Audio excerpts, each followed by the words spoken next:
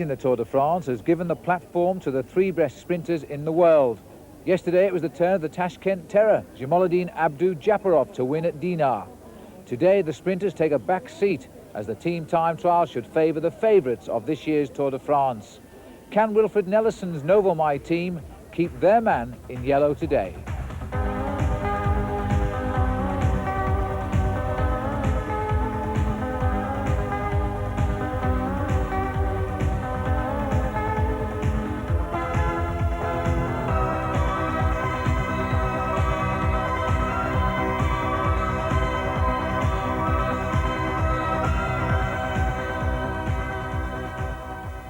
Hello again and welcome to our ongoing coverage of this year's Tour de France. Well, today the riders say goodbye to Brittany and they cross into nearby Normandy.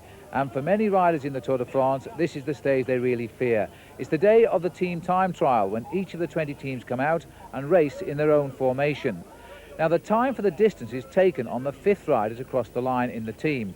So there's no point in a rider, for example, like Miguel Indurain, going clear of the field and finishing by himself, because he can only get the time of the fifth man of his squad to cross the line. That is why the leaders of the teams can be vulnerable, but they can also gain a lot of time. This is the overall situation this morning. Wilfred Nelson of Belgium will expect a good ride now from his Novomai team to try and keep his leader's yellow jersey. But Mario Cipollini will push hard in his GBM team to make up that deficit of 25 seconds. Yesterday's winner, Jamaluddin Abdu-Japarov, is currently third and rides for the Italian Lampre team. Miguel Indurain is in fourth place, but expect the Bonestos to ride well, and world champion Gianni Bugno is fifth. Of the other big names who will expect to climb up the overall classification today, Alex Zula in seventh, Raul Alcala ninth, there's Tony Rominger, Claudio Chiappucci and Eric Breukink. Andy Hampsten down in 37th place will expect the Motorola team to ride well today. And Robert Miller, with his TVM squad who rode so well last year, could climb up the overall classification. Sean Yates will help Hampsten today. The last man overall in the Tour de France at the moment is Marco Artungi from Italy, and he's on the strong Carrera team. Well, one man who could be in trouble today is Tony Rominger from the class team from Spain. He's already lost two riders through crashes. He's now at a disadvantage, and he knows it. Yes, it's really important, and these two guys we had, they was only for the time ride we had them here, and they are the two most important for us. And now we did lose them. I think we will lose some time.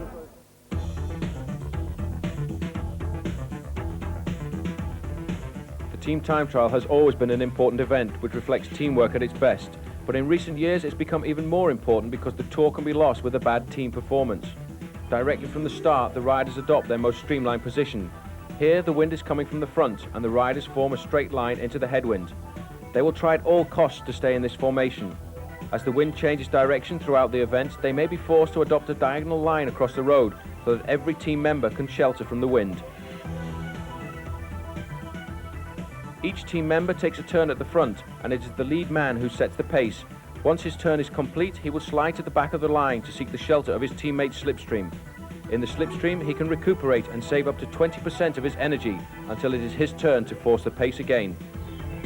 The team time trial reflects the strength in depth of a team, and many teams train in this formation and nickname it the chain gang. One thing's for certain, that any chain is only as strong as its weakest link. And this is the route the riders face today. It's a gently undulating route, taking the riders out of Brittany and into Normandy, a ride of 81 kilometres, and it is lovely and warm and sunny. And this is the arrival now of the Motorola team, led by Sean Yates, and the British champion as he was a year ago, and alongside him the United States champion on the left of our picture, Lance Armstrong. They've gone through the check at 30 kilometres, fifth best time. Now, have they kept it up to the finish? The time to beat is that of the German Telekom team. An hour 35-31, and it looks as though they're going to do that well inside by just a minute. And up to the line now, 5 riders to count, but they're nearly all there. 3, 6, 7 of the 9 men finish. Motorola in now with the best time, 51.374 kilometres an hour. That's a great ride. Let's switch now to the Once team, because this is the team who is setting the team time trial alight. They've gone through the 30 kilometres check with the best time, and it makes happy reading for Alex Zula, because in fact they have gone through that first check 58 seconds quicker than Miguel Indurain's Bonesto team, 57 seconds better than the Gatorade team of Gianni Bugno and 25 seconds better than the Carrera team of Claudio Chiappucci and Stephen Roach. So, can it be that Alex Zula's team will make some good time today over Miguel Indurain, and that'll make the big Spanish rider think as this race goes on to the first individual time trial next week. Alex Zula and the team keeping a very, very good formation here. The crowds, as we've now crossed from Brittany into Normandy, are, as we would expect, Normandy, the department of the great Jacques Anquetil, 5 times winner of the Tour de France, and they really do enjoy seeing the great race on their territory. This is the arrival of the class team, and Tony Rominger, the team 5th fastest on the board, and that's the team they're running close. And remember, the big teams are still to finish, so Tony Rominger's class team, 2 men down at the start today, have done what Rominger feared, and that is not a very good time. There's Rominger, number 131. He's trying to drag this team up what is a very steep little climb to the finishing line, and Rominger's team, just 5 men are left of the 7 that started. Time taken on the last of those 5. Rominger's time, 1 hour 37 and 16, and he certainly is going to lose time today. And now this is the arrival of Mario Cipollini in the green jersey, and are they going to do enough today to lift him into the yellow jersey of race leader? They have gone through originally with the best time, but they were second best at 30 kilometres, 3 seconds off the pace being set by Once. Once haven't yet reached the second check of the day, but GB have kept up the momentum. The time to beat is Motorola's on the finishing line of 1 hour 34.36, and they're going to just about do that. Motorola, though, finished well, and Cipollini himself has come to the front now. Thinking of yellow? Well, we'll have to wait and see, but it could be. Best time so far, 1 hour 34 minutes and 10 seconds. And we're looking now at a rather raggy formation of Wilfred Nelson's Nova My Team. They're fighting desperately to keep him in the yellow jersey today, and he's hanging on in there at the moment. 38 seconds conceded to the Once team at the first checkpoint. But the GB team are now in, and it could be Cipollini who will be looking more likely for the yellow jersey tonight. This team is a little bit disorganized at the moment.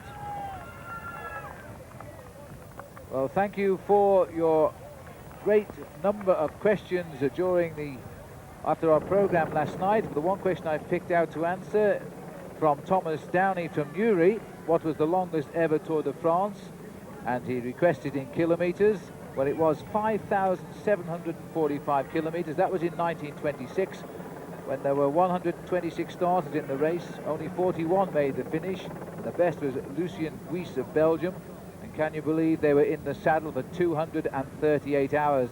That compares with this Tour de France, where the winner will be around 98 hours. Well, as we're looking down now on the yellow jersey of Wilfred Nelson, fighting for his life in this year's Tour de France. Will he be in yellow by the end of the day? We'll find out when we come back.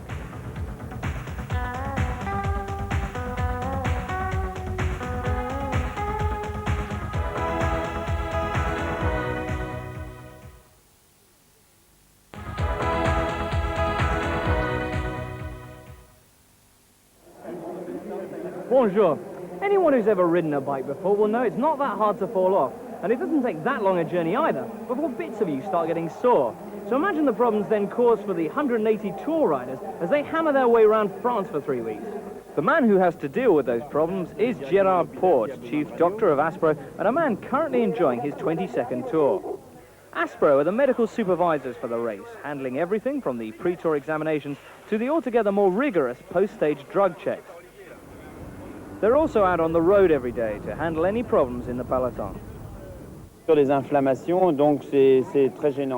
are bad, but you get problems in the saddle, which are quite specific to cycling. You get lung problems, tendinitis, digestive problems, so all sorts of things can bother them.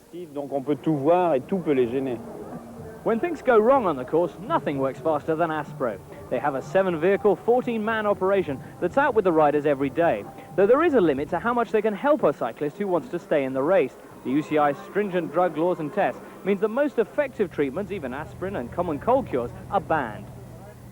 Illness is thus an ongoing problem for the riders, but the biggest fear of all remains crashing. Few falls have been as dramatic as the now famous incident on the 91 Tour's last stage at the Champs-Élysées, when the Uzbekistani Abdu Japarov crashed while sprinting for the line, and he hoped the green jersey. Oh, and he's gone! Abdou-Japarov is gone! Oui, Abdou-Japarov était tombé très lourdement et à grande vitesse. Abdou-Japarov fell very heavily and at great speed at the end of the sprint, where he practically won. It was a very dramatic fall. He had serious head injuries and was very dazed after the crash, even if he wasn't unconscious. Also, he had fractured his collarbone. The mere mention of the Uzbekistani's name is enough to send shivers down the Aspro crew's spine. His elbows-out, charging style of sprint has been a factor in many a tumble. This week he was involved again, as 4 riders fell at Les Sables d'Olonne's finish, proving just how dangerous a sprint for the line can be. Yes, that's true. It's dangerous, and Abdou-Japarov is the proof of that. On Monday again, there was a fall about 1.5 kilometres from the line during the build-up to the sprint. But strangely, the biggest risks come when the riders aren't going fast, or when the riders are grouped and not paying attention. There's one who makes a mistake in the pack and he'll bring down 10 riders. It's like this that you often get fractures. Whereas with falls on descents or sprints, you don't necessarily get the serious problems. Monday's crash, as riders slowed for a feeding station, was a clear illustration of the doctor's words. All in all, Monday was a busy day for him. 10 riders crashed, 2 retired after falls, another dropped out when diarrhea slowed him to the point of elimination. Aspro do what they can, but 3 down in the slowly thinning peloton, and plenty more will be joining them in the broom wagon before we reach Paris. Well, thank you, James, and this is now the arrival of the yellow jersey of Wilfred Nelson, trying to bring the team up to the finishing line. It's going to be a good time, but it's got to survive the passage of the team still to arrive. 3rd best at the moment for the Nova My team. But I think that means, Paul, he's out of the yellow jersey, and at least Mario Cipollini has claim to that at the moment, with the Once team still to finish. And this is the situation at the 57 kilometres point. The Once team have conceded now 16 seconds to Mario Cipollini's team, and that could well mean that, in fact, Cipollini will be the race leader tonight. We're looking down now on Miguel Indurain's Benesto team, and they're not enjoying the team time trial at all. In fact, at that 57 kilometre check, Indurain's team had conceded 1 minute and 27 seconds to Mario Cipollini, and only slightly less than that to Alex Zula's Once team. So they're beginning to get some time now out of Miguel Indurain, and that will make the time trial next week even more important to him. And here's our first chance now to see the world champion Gianni Bugno and his Gatorade team in action. They're living dangerously today, but they're running very close to a time similar to Benesto. They are 1 second apart, these two teams, at the 30 kilometres check.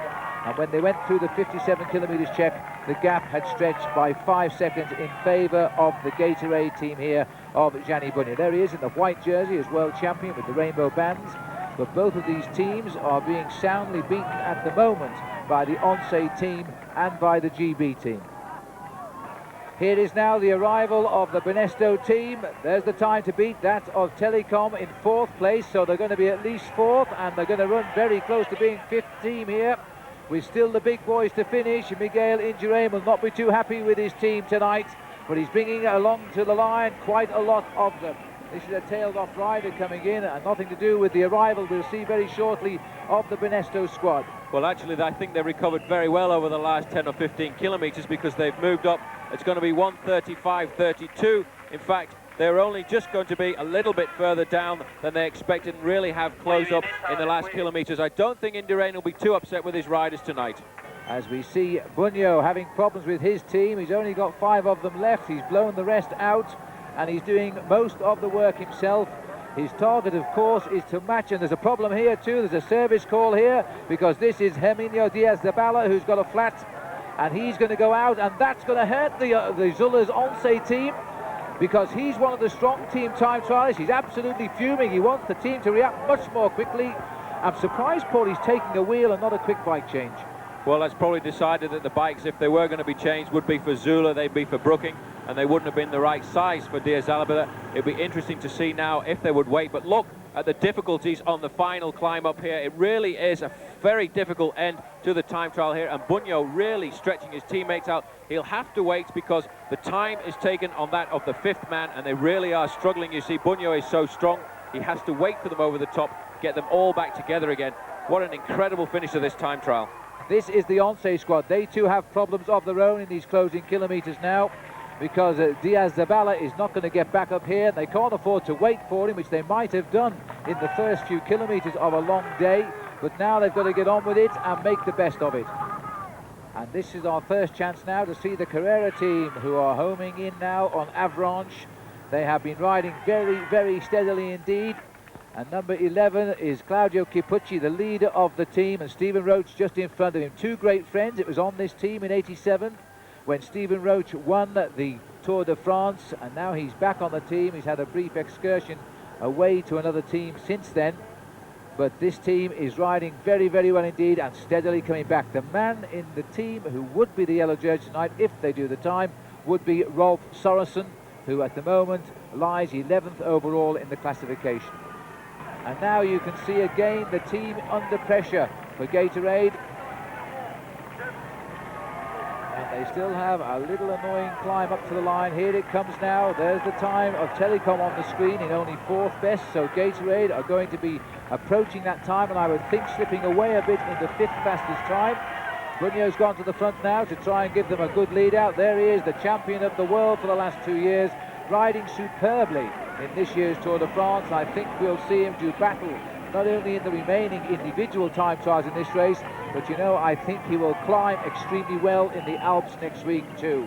Gianni Bunyo then trying to keep himself in the race, but look down the road, the clock won't stop till the 5th man crosses the line, and it's only going to be for 6th best time, 1 hour 35 minutes and 44 seconds. And look at this, Paul, out on the climb. It really is an incredible finish. You see that Gianni Bunyo's team, although they were in front of the team of Banesto at the 57-kilometre point, they lost 12 seconds on the run-in, and you can see here how difficult this final climb is. It really is a horrendous thing to do, and still Roche setting the pace at the front. He's now sitting up, the riders are bunching, they're waiting for the 5th man to come up there, and it really has caught so many riders by surprise. Chiesa here, number 13 at the back, trying to get back up to Roche, to Chiappucci, to Sorensen, to finish in the same time as they can. And I'm just having a quick look down at the clock on the finish line here, and it looks really as if Stephen Roche's team is not going to be in the hunt for the yellow jersey tonight, and it's looking more and more likely as if Super Mario is going to be the man who takes the yellow jersey.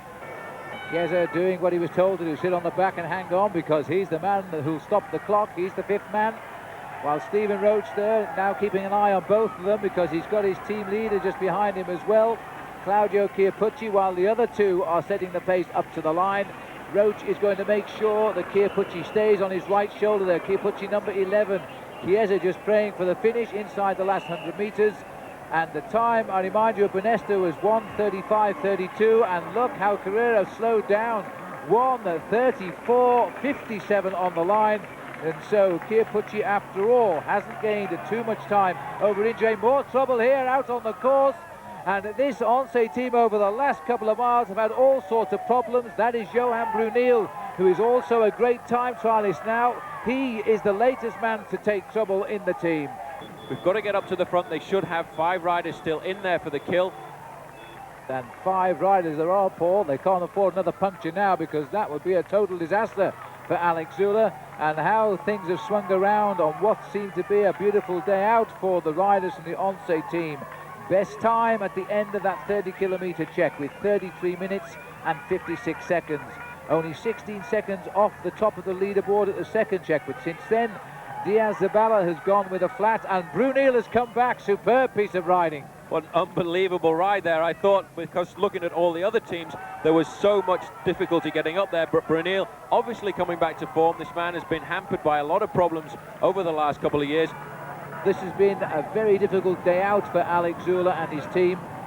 Now they're going to come round with Zülle on the front, bringing them up towards the line, and the big figure of Johan Bruneel, who's ridden brilliantly to get back into this group. Erik Breukink, the champion of Holland, taking them through now. Zülle on his wheel, Neil Stevens following. That's the order up the hill, and then Jalabert is there too. But the yellow jersey tonight will be on the shoulders of Mario Cipollini, the fastest man in the world. He's taken it in the team time trial, even though his team, and there's his team, GBMG, that's the time. And now the Once are pushing Motorola, who rode so well. They're just going to beat them on the line. The second best time for Once, an hour 34 and 15. At the end of the day, they will be delighted, I think, with that time.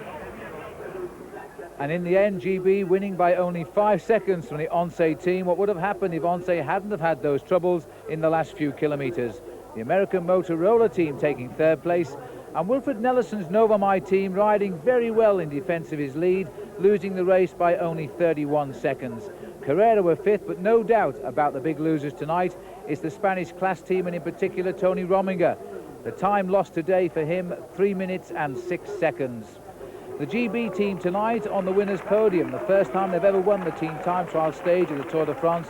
I'm not surprised they're looking extremely happy. Overall, they have the leader on the team now as well, Mario Cipollini, leading by just 6 seconds from Nelson, who drops back to second. Alex Zula now up to third, along with his teammate Laurent Jalabert, who's 1 second behind Zula in fourth place. Zenon Yaskula is in fifth. All smiles from the handsome, good-looking, fastest man in the world tonight. He's converted his green jersey into yellow. What more can we expect from him in this year's Tour de France? What a difference a year makes. Just a year ago in the Tour de France, Cipollini was packing his bags going home, saying there was nothing for him in the Tour de France. Now he's not only won a stage, he now leads this race overall. Don't forget, all of today's results are available on Fortel on page 350. And don't forget our competition either. You've got 2 days to go if you wish to enter by postcard. Names only, please, on the postcard. What you have to do is name the winner of the stage of the Tour de France this Sunday, which will take the riders through from Chalon to Verdun. It's a ride of 184 kilometres, slight uphill finish by the end. So the rest is up to you. The best of luck. Here is the postcard address. Tour de France competition, Fortel, 142 Lower Marsh, London SE1 7AE. But as time is short, you can enter by telephone, and the number to ring is 0839 444 554. Well, tomorrow the riders go back out onto the open road, mass start fashion, all 176 of them, for a long ride of 225 kilometres, taking the riders to Évreux. And today we remember the team time trial for the trouble to the Once riders, and the happiest moment of his life for Mario Cipollini, the new leader of the Tour de France. From James, Paul and me, until tomorrow, goodbye.